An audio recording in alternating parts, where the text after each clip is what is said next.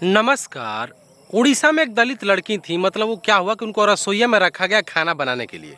अब ये बात मैं इसलिए कर रहा हूँ ना क्योंकि बार बार मतलब लोग मैसेज कर रहे हैं, कमेंट कर। आप यकीन मानिए 15 दिनों में, 15 दिन भी नहीं हुआ, 7 दिनों में 15,000 मैसेज आया है। 15,000 मैसेज। और बार बार ये आ रहा है कि रिजर्वेशन जो है आर्थिक आधार पे होना चाहिए।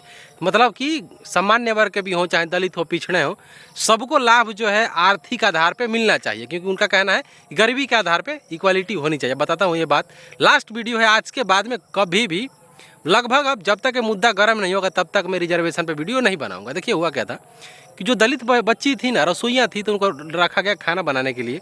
फिर मैं ये भी बताया था कि गांव के जो बच्चे थे बार बार घर जाके कहने लगे कि पापा मम्मी क्या है कि जो वहाँ पे खाना बनाती हैं, जो महिला रसोई बनाती हैं, जो दीदी रसोई बनाती हैं, वो क्या है कि दलित समुदाय यानी अनुसूचित जाति से हैं। आप समझिए कोई भी जातियाँ हो सकती हैं अनुसूचित जाति में, बहुत सी जातियाँ हैं।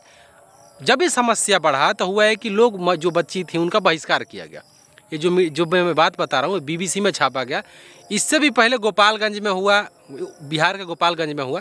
तो वहाँ तो डीएम साहब गए और डीएम साहब को खाना पड़ा। तो डीएम साहब सभ्य थे, समझाए। क्योंकि देखिए समाज में जो बुराइयां हैं ना, कुछ लोग ऐसा कहते हैं कि जो दलितों के साथ समस्या अनटचेबिलिटी हो रही है, सरकार जिम्मेदार है। नहीं, सरकार जिम्मेदार नहीं है। पूछिए कैसे? सरकार को पता है, हमारे मेंबर ऑफ जो पार्लियामेंट है, जो हमारे सांसद हैं, जो एमएलए हैं, उनको पता है कि समाज नहीं सुधरेगा। इसीलिए संविधान में एक प्रोविज़न लाया गया, आरक्षण का प्रावधान किया गया। जो एससी एसटी का रिजर्वेशन है दिया तो गया है ना, 15-16 हो गया, 330 332 दिया गया।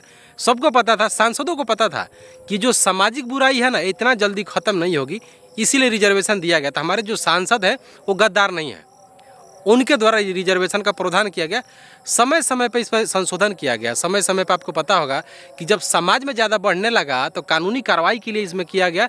तो अनुसूचित जाति अनुसूचित जनजाति अधिनियम भी बनाया गया, इसमें रेगुलेशन किया गया। आपको पता है SC/ST एक्ट, जिसको कहा जाता है 89-90 में पास किया गया, राजीव गांधी की सरकार थी।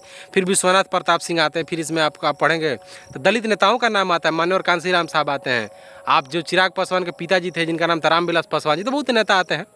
हेमंत सोरेन के जो पिताजी थे वो भी आते हैं इसमें। तो ये सब पता था हमारे नेताओं को। तो नेता बेईमान नहीं है। अब देखिए बस मुख्य तथ्य बताते हैं फिर ख़त्म करते हैं, क्योंकि शाम ढल रहा है, समय है नहीं। अब क्या हुआ कि बुराई बढ़ने लगी, तो जो महिला थी ना उनका बहिष्कार किया गया। तो आपको पता है डीएम साहब पता है गांव में क्या कहे, गाँव जो ग्रामीण थे, कहे कि अगर आप लोग नहीं भेजते हैं ना तो आप लोग को बिजली पानी काट दिया जाएगा, लाइट काट दिया जाएगा, जो सरकारी आपको लाभ मिलता है उससे आपको वंचित कर दिया जाएगा। धमका रहे थे डीएम साहब। अब डीएम साहब क्या करेंगे? क्योंकि देखिए जो छुआछूत है सामाजिक बुराई है। अब सामाजिक बुराई को समाज खत्म करेगा, ना कि कानून। अब उसमें डीएम साहब के हाथ में जो था वो किए।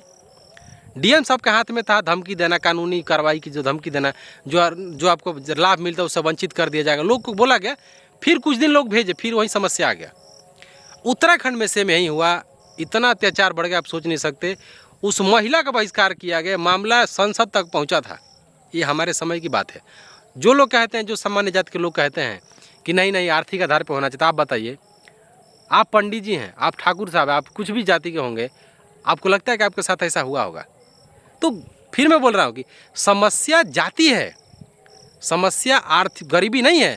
क्या दलितों में अमीर आदमी नहीं है? दलितों में भी एक से एक अमीर आदमी है कि आप सोच नहीं सकते। आप जिस भी गांव में जाएंगे पूर्वांचल के क्षेत्र में तो कोई ऐसा दलित होगा जो उसके इतना अमीर क्षेत्र में कोई नहीं होगा। लेकिन आपको लगता है कि उसके साथ जो जातिगत बुराई है ख़त्म हो जाएगा? नहीं होगा। चमार का लड़का कुछ भी कर ले चमारे रहेगा, शोषण के आधार पे, जाति के आधार पे कुछ भी कर लेगा चमारे रहेगा। तो शोषण जो है ना सामाजिक आधार पे जुड़ा हुआ है, ना कि आर्थिक आधार पे। आप लोग को ऐसा लगता है कि नहीं दलित जातियाँ आगे निकल गई तो रिजर्वेशन से वंचित किया जाए? नहीं, दरिद्र ब्राह्मण है, ऐसे ब्राह्मण है उनका घर में एक वक्त का रोटी नहीं है। लेकिन जो मैं समस्या बता रहा हूँ, क्या आप पंडित जी होंगे तो आपके साथ समस्या है? अगर होगा तो आप बताइएगा, फिर आपका बात मैं मान लूँगा और फिर मैं आपके समर्थन में वीडियो बनाऊँगा। आप कमेंट कर दीजिएगा। बाकी जय भीम, नमस्कार, जय संविधान।